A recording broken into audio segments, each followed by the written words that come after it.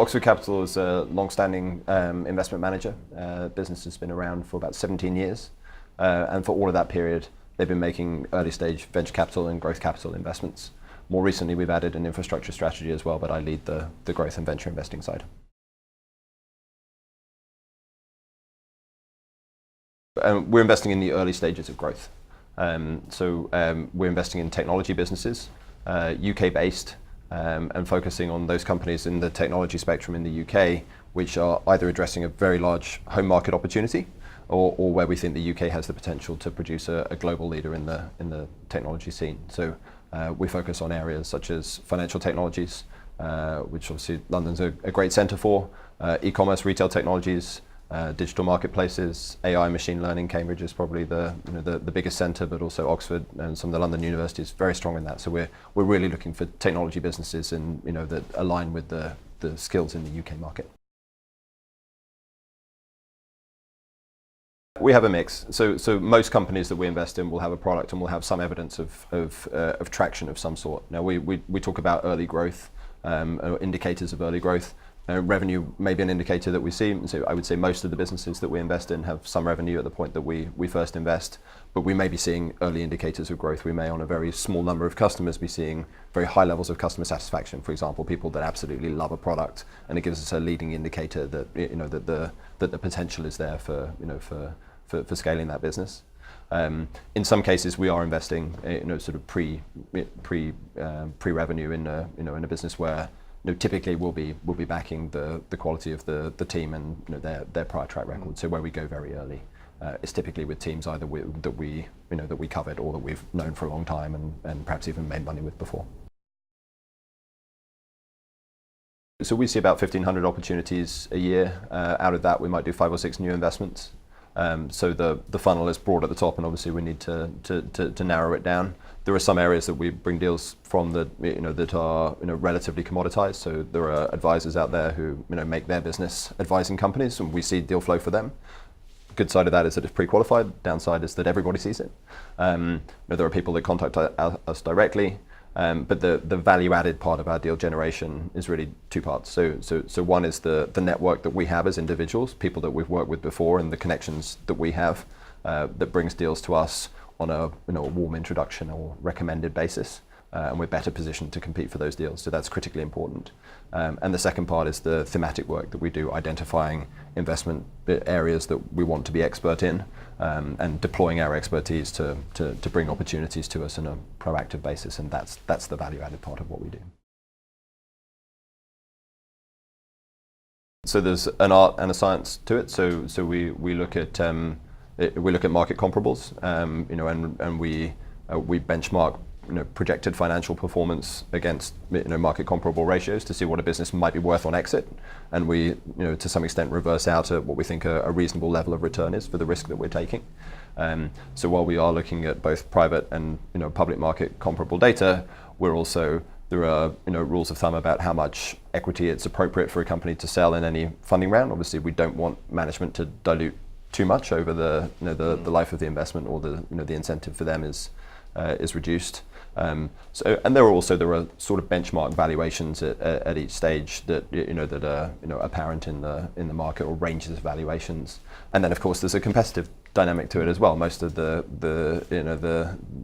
companies that we meet will have more than one offer of financing. Typically we're competing for the best deals, and there'll be multiple people bidding for those companies, and our business is to make sure that those companies want to work with us, and part of that is selling our expertise and our network and and the relationship we can build with the team, but part of that is obviously price. So occasionally we have to to use price as a lever to get into the highest quality businesses.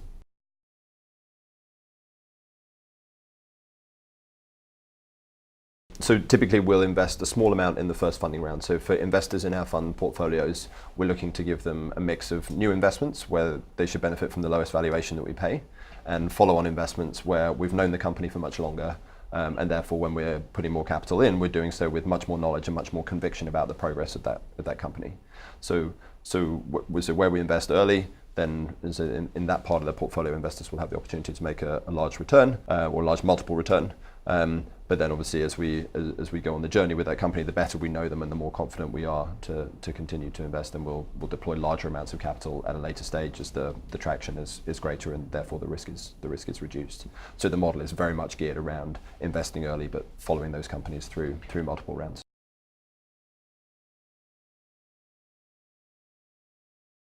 We can't know with accuracy, but we always look at the question, because when we make the first investment, we look at what we have available for the company, and we look at what the syndicate of investors around the table would be able to provide, and we ask ourselves, in 12 to 18 months' time, when this company needs to raise money again, will the investors around the table be able to provide for it, or will we be exposed to external financing risk?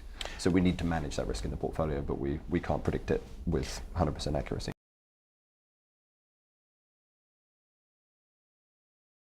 We've had both. So we've had companies that have IPO'd, and we've had companies that have been sold to strategic partners. Statistically speaking, the most frequent exit is going to be a full sale of the business to a strategic acquirer, and we have a good track record of doing that. So we sold a business called Oxford last year, which was in the portfolio for quite a long period of time. It generated a very very strong return for our investors. And one of the things that it's important to understand about this type of investing is that in order to make investors' portfolios deliver optimal returns, we need to hold for full value. So selling good companies early is not a good strategy within a venture capital portfolio. Now we understand that people want liquidity, but also we need to educate our investors that they are better served by us holding for full value rather than selling out.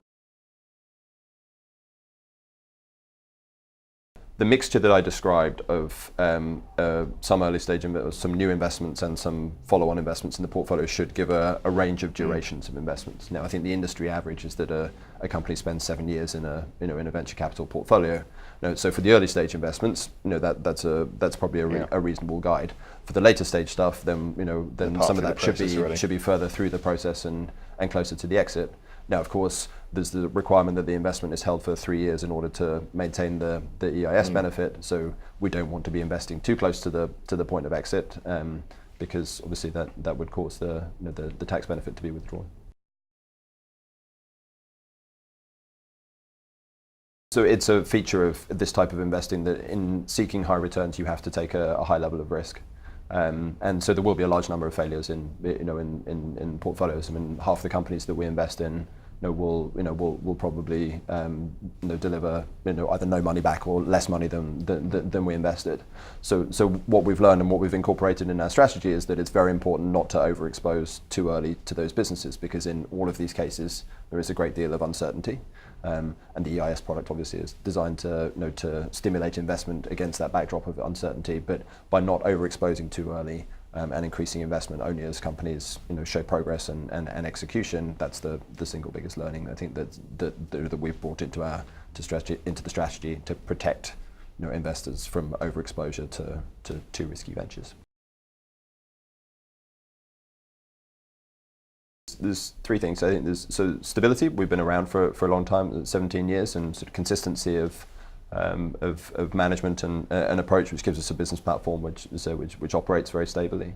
Opportunity, and so the number of opportunities that we're bringing in, and the deal flow networks that we've built over that period of time gives us access to fantastic range of opportunities in Oxford, also in London, and actually across the UK. We have investments all the way around from South Wales down through the West Country, up through Oxford, London, all the way up to Dundee in Scotland. So fantastic range of opportunity, and then combining that with the expertise of the team, the expertise that individuals in the team have built in sectors that give us an advantage in those areas, and how that aligns with the UK tech opportunity. That's why they should invest with us.